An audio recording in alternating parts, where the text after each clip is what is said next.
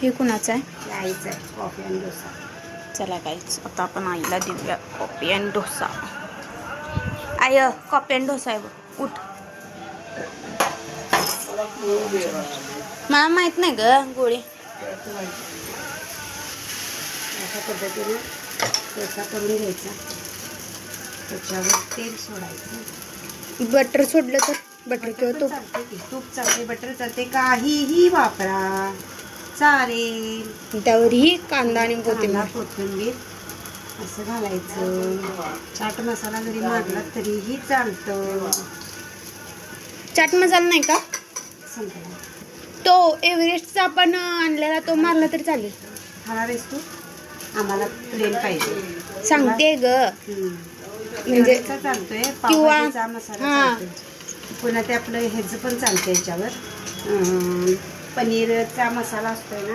पण तो कुठे एवढा तिखट टॅम्पटिंग असतो. छान असतो, चवीला मस्त लागतो. तर गाईज तुम्ही बघितलं, आता आपण आपल्या अशा ताटात पद्धतीने घेऊया. आपण केलेलं आहे. या सर्वजण खायला. सकाळचा कसा आमचा वाटला, नाश्ता. काय वाटला मला कमेंट करून सांगा. असा सिंपल असा नाश्ता, एकदम हेल्दी नाश्ता. चला बाय बोल. मैं good morning. Good morning, Shri Swami Samarth. काय या चाललंय? नाश्त्याला सिंपल असा नाश्ता केलेला आहे. डोसा कशाचा आहे हा? रवा, तांदळाचं पीठ, डाळीचं पीठ आणि कॉर्नफ्लॉवर, आणि इथं कांदा, कोथिंबीर, चिमटभर मीठ. आणि ह्याच्यात मीठ घातलं नाही काय? होते कशामध्ये? ह्याच्यात पिठामध्ये घातले बघ.